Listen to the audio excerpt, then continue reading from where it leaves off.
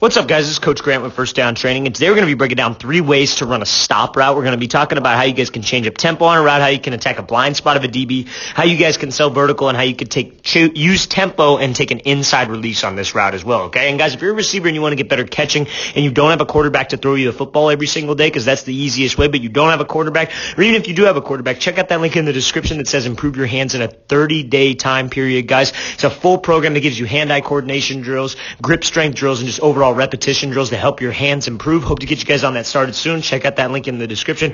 And also, guys, I just came out with the new line of supplements. If you want to check that out as well, check out that link in the description below our 30-day hands program. It gives you information on our new supplement line that we just came out with. Let's get started. So number 1 here, we're going to be talking about how we can use this stop route against zone coverage, right? We talk about a lot how to beat man coverage, right? How we can beat man, but this first clip is going to be focusing on zone, right? More importantly, this blind spot and this weak hip right here. Those are the 2 focuses. So you see Amari Cooper, he comes off the line, he kind of changes that tempo there, bursts up vertical, gets him to turn, and then we snap it off and get in his blind spot. When we get him to speed turn out of there, that's the time to be able to snap this thing off and come right back to the quarterback, or just be able to stop right now and work the stop route, right? So he comes off the line and gives this little hesitation, right? This little change of tempo, right? This change of tempo, what that does is that gets this DB to kind of sit, right? For a split second, he kind of stops his feet. Okay, where's he going with this? Maybe a couple times when my job is just to run this guy off. Maybe I got to run a fade against this zone coverage. I do this same move. I give him the same kind of hesitation, then go. He thinks he's got my tempo. He thinks he's got what I'm doing, right? So I give him this little stutter,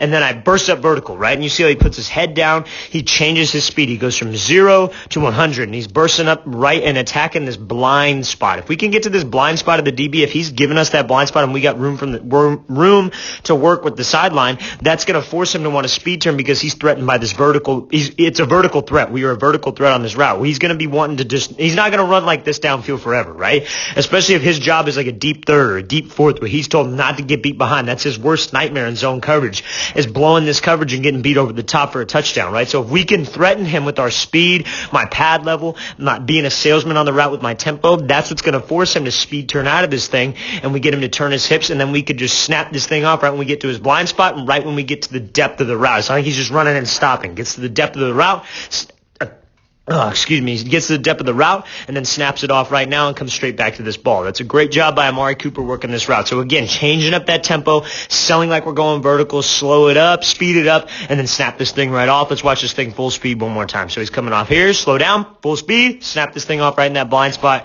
and come back to that thing. All right, so now we're going to be looking at Keenan Allen here. Again, another way to run this stop route is just by straight selling vertical, right? Not a change in tempo, and we're just making this thing everything's a fade until it's not, right? That's what everybody loves to say, right? So we focus on pushing vertical, making everything look the same. That's something that you cannot stress enough, especially when you're a receiver, is you got to make all your routes look the exact same. It's not about how many steps at the top of the route, right? At the same time it is, but it's not about I'm going to slow down and then get the right steps out of the route. It's about selling vertical and being able to get out of the break as fast as possible. I need you to sell vertical first. That's what needs to happen first before we even worry about the crap at the top of the route, before we even worry about the moves at the top of the route, before we even worry about getting separation. We got to sell vertical. That's always number 1, right? That's always, especially in a situation where this DB's not pressing us, not getting physical. If we could take a clean outside release, we're already off that press. Let's threaten him with my speed. Let's push vertical right off the get, and let's get him to freaking turn his hips and run with me, right? And this sets up so many different things. If you could do this same kind of pad level, right? The same pad level as you see here. Keenan Allen comes off, gives a little bit of a hesitation, attacks him, and then pushes up vertical, right? He's got his head down, chest forward, in full stride. If you guys can get this same position on all your routes, how hard do you think that is to guard for a DB? You got to think of it as a DB, right? This guy looks the exact same running every single route. There's no tells. There's no way I can tell even watching film on how he's going to break, what he likes to do, and how he's going to make this play work. So if we could get to this same position every single time and keep a good pad level, keep my head down, and pump my legs and pump my arms to really sell vertical on this thing to get this DB to run. If we get him to turn and run, he doesn't know when we're going to be making this break, right? He doesn't know when I'm going to be snapping it off, and he's got to do a better, you could think of it as like the DB should know where he's at on the field, and especially if we have a deeper route like this 15-yard stop that we're going to be working, or even like a 12-yard stop. 15 yards down the field, it's hard for him to kind of gauge when we're going to snap this thing off and when we're going to come out of this break. So if we could continue to push vertical, we keep a good good pad level and we make it all look the same from point A to point B, and then I drop down right now, that's what's going to be able to get us space, right? And this DB doesn't play this thing horribly. It's hard to react when the DB doesn't know when we're going to be breaking this thing off. If we make it all look the same and we're able to stop on a dime, that's how we could get a lot more separation on this route, and then we accelerate back to this ball, or the ball's out on time, and we make this play, right? So it's a great job here by Keenan Allen doing that. Now, when he snaps it off, you see how we're able to change direction when we're running full speed like this is with your hips. A lot of people think that they could slow down into the break and lean back and kind of chop their steps and slow their speed down, but that's not the case. What you have to be able to do is use your hips, and it's like you're dropping an anchor right out of a ship to make him slow down and get this guy to stop, right? And that's what we got to be able to do. He snaps it off right now. You see how his hips are violent. He's bringing his chin to his knee, and that's what gets this guy, because low man's going to win. So if he's lower than you, if you're lower than this DB, more than likely we're going to be able to change direction faster, and we're going to be able to get out of this break faster, right? So if we're running full speed, we got to be able to trust my hips and be in stride, be violent with this drop, and be able to come out of this break. And then we could worry about getting rid of steps, right? Then we could worry about maybe trying to get out of this thing in 1, 2, 3, or 1, 2, right? Maybe 2 steps on a stop bar. That's a little more realistic when we're at about 10 yards, not so much 15 plus yards. But being able to drop your hips, that's how we change direction when we're running full speed. It's not going to happen by you slowing down, because the second you slow down, the second you bring your pad level up, your steps get choppy, or you change up your arm swings, then the DB's going to be able to react on that, because it's a guessing game for him, and he's going off of he's trying to find something that you give away. He's trying to find a tell. And if you give him one of those tells, that's going to make it a lot easier for him to make the break and put the brakes on. Because he starts to feel you slow down, he's going to slow down with you. And then when he slows down with you, it's a lot easier for him to put the brakes on, because it's a lot easier for you to put the brakes on, right? Because if you slow down, it's easier to change direction. But if you're going full speed and you drop your hips, obviously that's harder. But if we work on that, the DB has no way of preparing for when we come out of a break. Let's watch this thing full speed one more time. So you see how he's coming off here, attacks him, pushes vertical, and then snaps this thing off right now. Great route here by Keenan Allen.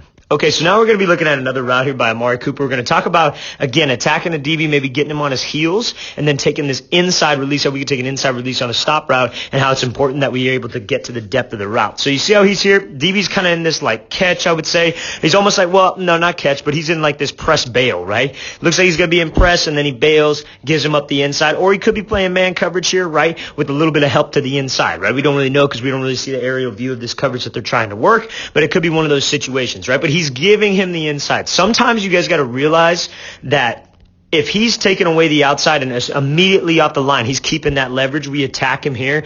We're squaring him up, because sometimes it's about reacting, right? So when he's inside leverage or outside leverage like this, I would say, we want to attack his leverage, because it's easier to run a stop route with an outside release, right? I think we can all agree on that from the 2 last clips that we saw. It's easier to get to the outside and try to force his DB to turn his hips and then break it off, right? But if he does what he's told and keeps his leverage, and we attack him and he just keeps shuffling to the outside, that's fine. We attack him here. He keeps his leverage to the outside. Okay, let's just take the inside release. Let's just react off of it, and let's go get up to my depth, and let's go snap it off, right? So he keeps his outside leverage, fine. Let's react off of him. Let's burst up to the inside. Again, we have this little subtle speed change, and then he keeps his head down.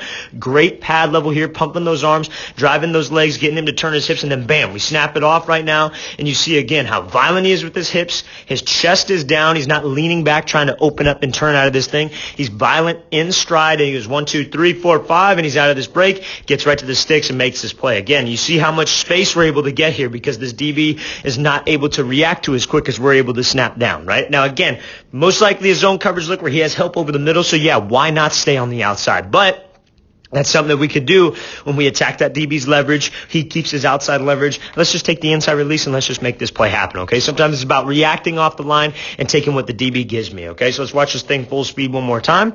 And let's talk about this too one more second. Before, like, let's say we attack him here, and let's say he just starts backpedaling right now, and we are able to have some room to this outside. Let's take that outside leverage. Let's force his hips to turn, and then I snap it off, and that's not a lot easier of a play for me. Maybe I work this throw by or this swap by on his arm, right? It's about having a plan for every single kind of situation. Let's watch it again full speed. So he comes at him, pushes up vertical here, snaps it off, and then gets out of this break. That's a great route there by Cooper. All right, guys, I really want to thank you for watching. I really appreciate it. Again, if you guys want to get better hands and you want to get better at catching, check out that link in the description that says 30-day hands program. If you guys want to check out my new pre-workout that just launched today, check out that link below that in the description as well, where it talks about our pre-workout supplement. If you guys have any questions, please leave those in the comments. I'll get back to you as soon as possible. I'll see you guys next time.